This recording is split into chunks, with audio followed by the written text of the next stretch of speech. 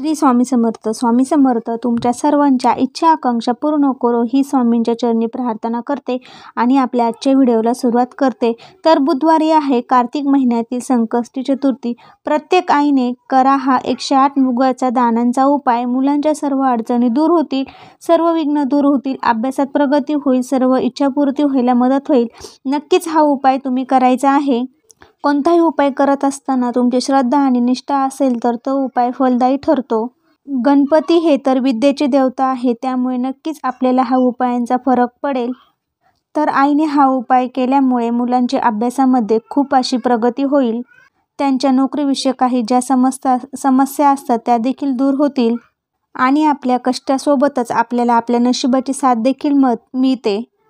प्रत्येक महिन्यात येणाऱ्या चतुर्थीपेक्षा या चतुर्थीला अनन्यसाधारण महत्त्व आहे, कारण ही कार्तिक महिन्यातील चतुर्थी आलेली आहे. कार्तिक महिन्यातील संकष्टी चतुर्थी आहे, कारण की कार्तिक महिना हा महादेवाच्या पुत्राला कार्तिकेयला समर्पित असतो. त्यामुळे या महिन्यातील जी संकष्टी चतुर्थी आहे ती देखील मुलांसाठी अत्यंत प्रभावी अशी आपण जे काही उपाय करू ते प्रभावीदायी ठरतील. त्यासाठी नक्कीच तुम्ही हा 108 मुगांचा उपाय करायचा आहे. देवांची सेवा करण्यासोबतच अनेक उपाय तोडगे जर केले त्याचा प्रभाव देखील आपल्यावर होत असतो. नोव्हेंबर 2023 रोजी ही संकष्टी चतुर्थी आलेली आहे. या चतुर्थीच्या दिवशी आपल्याला सकाळी लवकर उठून देवपूजा करायची आहे. आपल्याला गणपती बाप्पांना पंचामृताने अभिषेक करायचा आहे. त्याचबरोबर अभिषेक करत असताना तुम्ही गणपती अथर्वशीर्षाचं पठण देखील करू शकता. तुम्ही पंचामृताने पाण्याने तुम्ही अभिषेक करू शकता. त्यासाठी गळती लागणार आहे. तुम्ही नुसता पाण्याने अभिषेक केला तरीही चालेल. तर जल अभिषेक करत असताना तुम्ही अथर्वशीर्षाचे पठण देखील करू शकता. आणि हे जे जल अभिषेक करताना जे अथर्वशीर्ष पठण करताना जे तीर्थ आहे ते तुम्ही तीर्थ घरातल्या व्यक्तींना पिण्यासाठी देऊ शकता. तर त्यासाठी तुम्ही आपण जे प्यायचं पाणी आहे त्याचाच वापर करायचा आहे. तर कार्तिक महिन्यातील येणारी संकष्टी चतुर्थीला गणाधिप संकष्टी चतुर्थी असं म्हणतात. कार्तिक महिन्यातील कृष्ण पक्षातील चतुर्थी तिथीला गणाधिप संकष्टी चतुर्थी असं म्हणतात. या दिवशी गणेश भक्त उपवास करतात आणि गणपतीची पूजा करतात.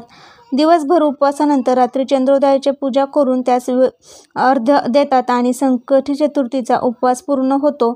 या व्रतामध्ये चंद्राच्या पूजनाला महत्त्व आहे, त्याशिवाय हे व्रत पूर्ण होत नाही. तर अशा प्रकारे आपण कार्तिक महिन्यातील संकष्टी चतुर्थीला व्रत करायचे आहे.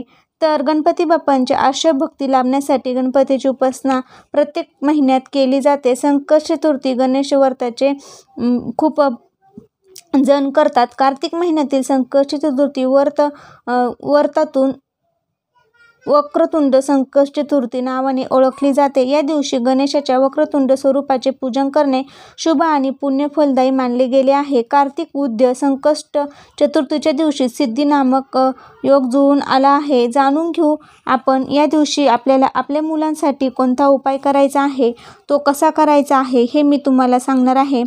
तर तुम्ही हे तीर्थ मुलांना देऊ शकता, म्हणजे मुलांची जी विघ्न आहे अडचणी आहे ते दूर होतील.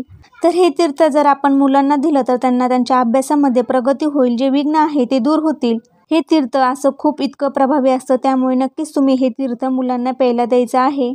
जेवढं जे आपण अभिषेक केलेलं पाणी आहे जेवढे मुलं पितील तेवढं त्यांना द्या. आणि जे पिण्याचं पाणी आहे त्यामध्ये आपल्याला हे तीर्थ टाकायचं आहे. पण ज्यावेळेस आपण हे तीर्थ तयार करू त्यावेळेस आपल्याला पिण्याच्या पाण्याचाच वापर करायचा आहे. जर तुम्ही पंचामृताने अभिषेक केला असेल तर ते पाणी कुणी पिणार नाही, ते तुम्ही एखाद्या झाडाला टाकायचं आहे, पायंदळी टाकायचं नाही. तर या दिवशी आपल्याला गणपती बाप्पांची षोडोपचार पूजा करायची आहे. अभिषेक झाल्यानंतर स्वच्छ कपड्याने गणपती बाप्पांची मूर्ती पुसून घ्यायची आहे. मूर्ती पुसल्यानंतर अष्टगंध आपल्याला लावायचा आहे, त्यांना हार घालायचा आहे, लाल फुलं अर्पण करायचं आहे. आपल्याला त्यांना शेंदूर अष्टगंध लावायचा आहे. गणपती बाप्पांची षोडोपचार पूजा केल्यानंतर त्यांची आवडीची गोष्ट आवर्जून अर्पण करायची आहे.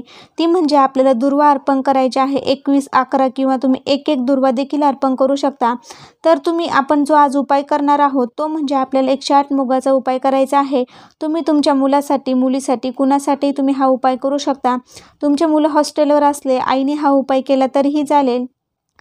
तसंच तुम्ही नैवेद्यासाठी गुळाचे मोदक, खडीसाखर किंवा तुम्ही पुरणाचे मोदक देखील करू शकता.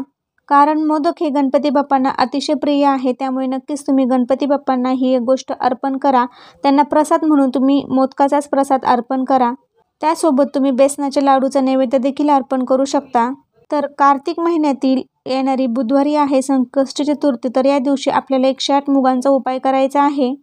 तर हा उपाय आपल्याला आपल्या मुलांच्या शैक्षणिक प्रगतीसाठी, अभ्यासात प्रगती होण्यासाठी आपल्याला हा उपाय करायचा आहे. जर तुमची मुलं मोठी असतील तर त्यांच्या नोकरीसाठी तुम्ही हा उपाय करू शकता. तर यासाठी आपल्याला अख्खे हिरवे मूग घ्यायचे आहे.